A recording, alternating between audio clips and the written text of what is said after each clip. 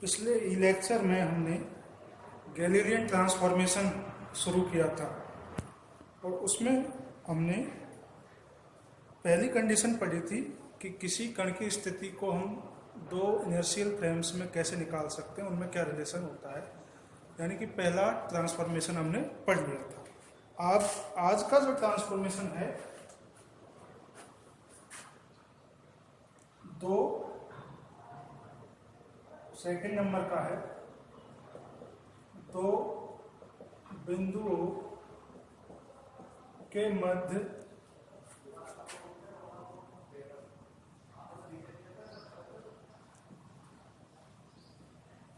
विस्थापन का रूपांतरण।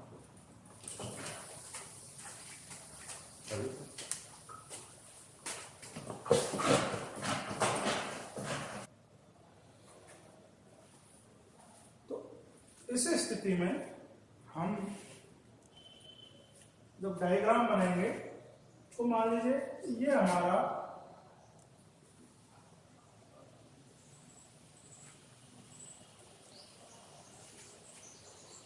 एस प्लेन में जो स्टेबल है, ये इसका वाई अक्ष, ये एक्स अक्ष, ये जेड अक्ष, ये इसका मूल बिंदु ओरिजिन ओ।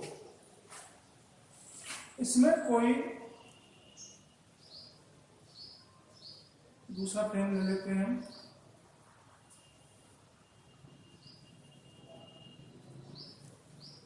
ये एस डैश, ये वाई डैश अक्ष हो गया इसका, ये एक्स डैश हो गया, ये जेड डैश हो गया, ये ओ डैश हो गया।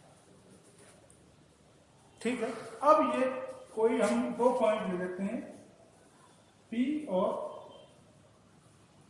क्यू। तो थोड़ा सा याद रखते हैं, ये पी पॉइंट हो गया, ये क्यू पॉइंट हो गया।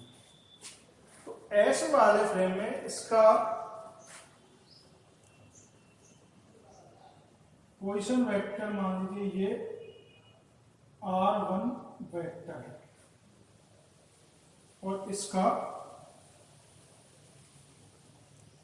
r2 वेक्टर है पहले वाले में। दूसरे वाले में इसका r1 डैश और इसका r2 डैश वेक्टर।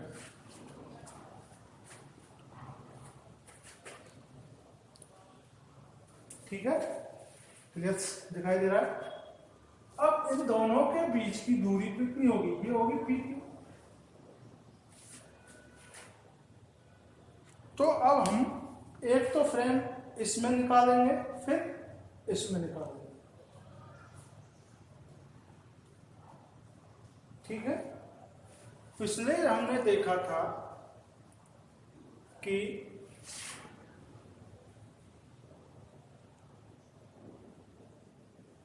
स्थिति सदिश का रूपांतरण ज्ञात किया था। तो क्या आया था?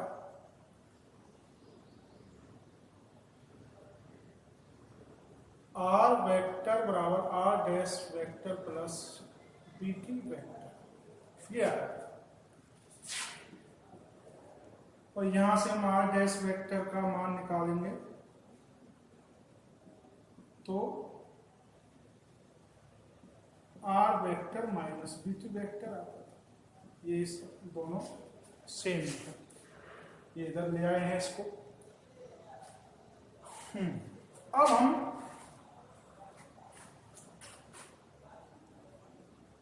फ्रेम एस में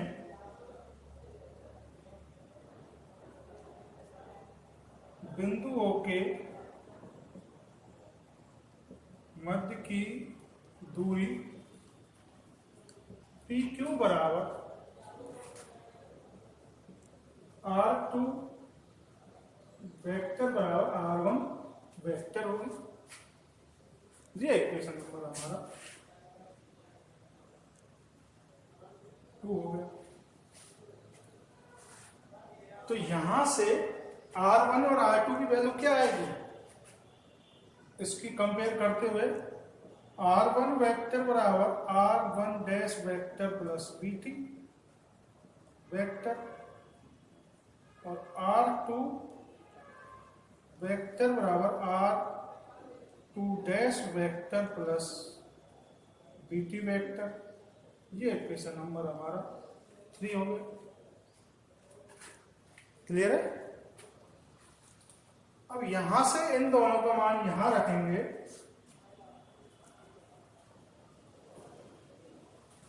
तो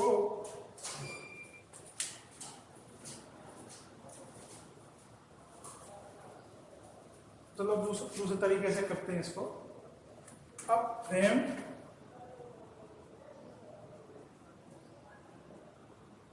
एस डैश में कणों के मध्य की दूरी क्या होगी, R2 dash vector minus R1 dash vector. 4 आएगा ये इक्वेशन नंबर 4। यहां से हम इन दोनों की वैल्यू रखते हैं। ये भी कैसे, इसका नाम क्या दे दें, PQ दे दें।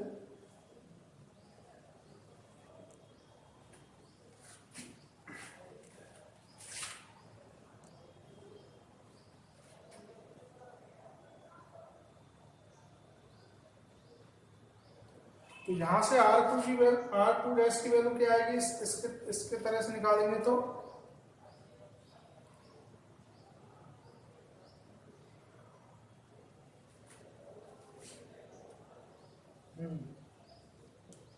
R2 dash R2 vector minus BT vector. इससे कंपेयर करके देखें,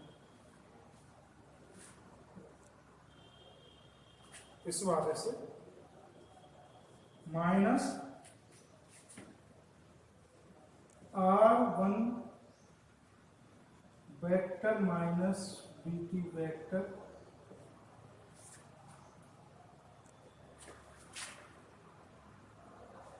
R2 vector minus R1 vector minus BT plus BT vector. इससे ये कैंसिल हो गया तो निकल के क्या है यहां पर, PQ एस डैश फ्रेम में वही आ गई R2 vector minus R1 vector. ये इक्वेशन नंबर हमारा 5। तो इक्वेशन नंबर 2 और 5 जब हम कंपेयर करते हैं तो दोनों सेम है। तो इससे क्या निकल के आया कि कोई भी इनर्शियल फ्रेम्स में दो कणों के बीच की दूरी कभी भी बदलती नहीं है। वो जो पहले इनर्शियल फ्रेम में है उतनी ही दूरी किसी अन्य इनर्शियल फ्रेम में आती है। यानी कि किसी भी विस्थापन के में किसी तरह का परिवर्तन नहीं आता है। विस्थापन एक तरीके से सेम बना रहता है, उसमें कोई परिवर्तन नहीं आता है। तो गैलीलियन ट्रांसफॉर्मेशन के अनुसार विस्थापन सभी जड़त्वीय निर्देश तंत्रों में इनर्शियल फ्रेम्स में निश्चल बना रहता है, यानी निश्चित बना रहता है, कांस्टेंट रहता है, उसमें कोई परिवर्तन नहीं आता है। आप इसका स्क्रीनशॉट ले लीजिए।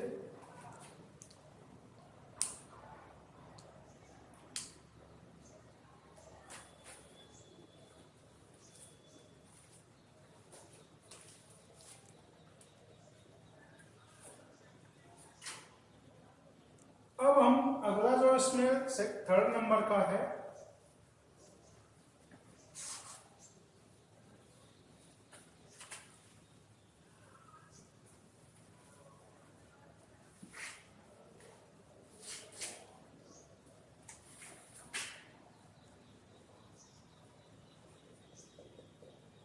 थर्ड नंबर वेग का रूपांतरण।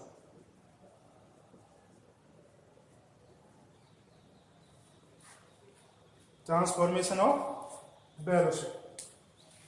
अब तक हमने दो ट्रांसफॉर्मेशन पढ़ चुके हैं, एक तो स्थिति का, दूसरा विस्थापन। और अगला जो तीसरे नंबर का है वो वेग का है, फिर त्वरण का पढ़ेंगे, फोर्स का पढ़ेंगे, फिर मोमेंटम संवेग का पढ़ेंगे, एनर्जी का पढ़ेंगे। इस तरह से ही हमारा टॉपिक आगे बढ़ता रहेगा।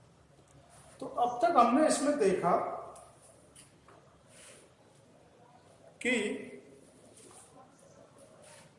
अभी इसमें देखा कि विस्थापन जो होता है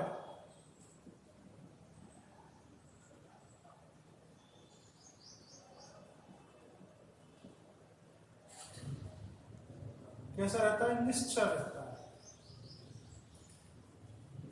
कांस्टेंट रहता है।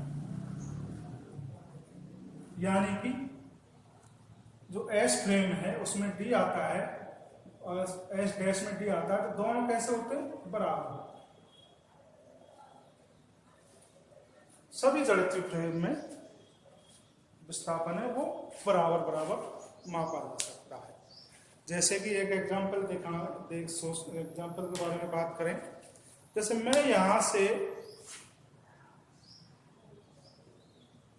जयपुर और दिल्ली के बीच की दूरी को कैलकुलेट करता हूं तो वो आती है लगभग 300 किलोमीटर, जैसे हम इस स्थिति में है। और यदि हम किसी और दूसरे शहर में से भी उस दोनों के बीच की दूरी को नापेंगे तो वो फिर भी कितनी आएगी, 300 किलोमीटर आएगी। या फिर दूसरा एग्जांपल लें, एक छड़ है जिसकी लंबाई है 5 मीटर और उसको हम एक स्थान से नापें तो वो 5 मीटर आती है।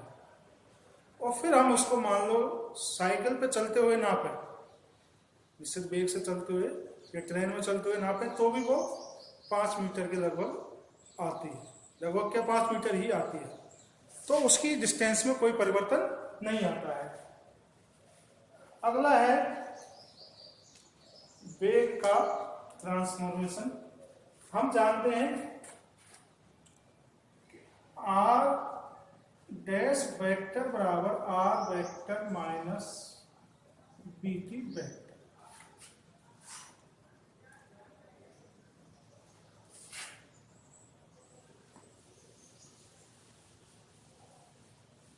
ये हमारा स्थिति सदिश का ट्रांसफॉर्मेशन है। अब हम ये मानते हैं कि जड़त्वीय निर्देश तंत्र में समय में कोई परिवर्तन नहीं होता।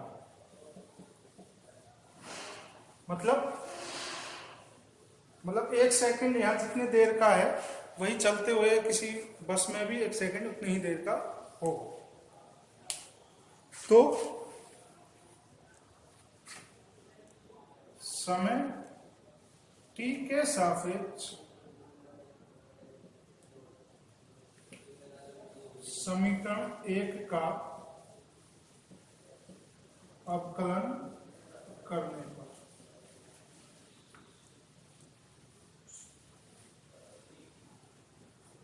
डी आर डैश वेक्टर बराबर डी टी वेक्टर। यहाँ एक लाइन और लिख सकते हैं, यहाँ पे लिख सकते हैं कि टी बराबर टी डैश।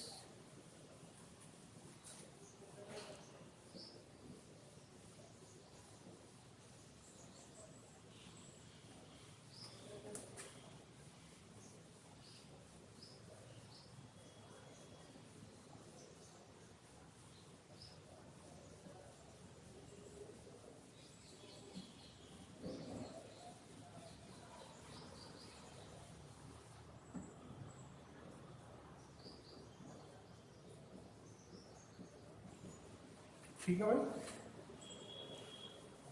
तो ये बन गया हमारा बी डैश वेक्टर, कैपिटल में ले लेते हैं इसको, ये बी वेक्टर। और यहां से इसका एक बार पूर्ण होगा, ये कांस्टेंट है तो ये v वेक्टर। ये बहुत इंपॉर्टेंट इक्वेशन आया हमारा निकल के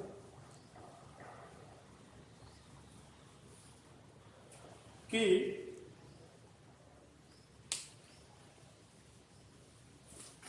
यहां तो ये है d और d डैश क्या होते हैं बराबर, लेकिन b और b डैश बराबर नहीं होते।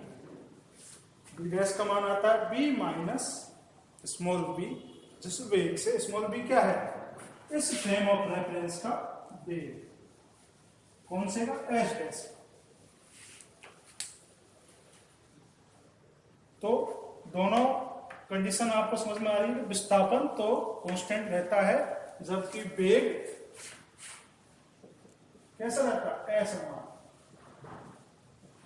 हर फ्रेम ऑफ रेफरेंस में वेग का मान अलग अलग आता है। ठीक है, जैसे हम एक एग्जांपल से समझें कि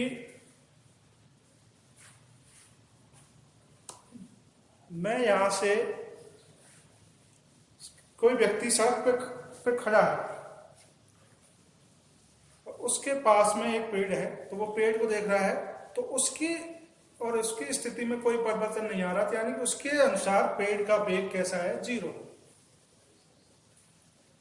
जबकि अब उसी रोड पर एक बस जा रही है, उसमें एक व्यक्ति बैठा है, तो उसके अनुसार उसका वेग कैसा है भाई। यदि वेग बस 20 किलोमीटर पर घंटे की स्पीड से जा रही है, तो उसके अनुसार उस पेड़ का वेग 20 किलोमीटर पर घंटा है, उसके विपरीत दिशा में। दोनों के लिए अलग अलग हो गया। आ रहा है समझ में। दूसरा एग्जाम्पल,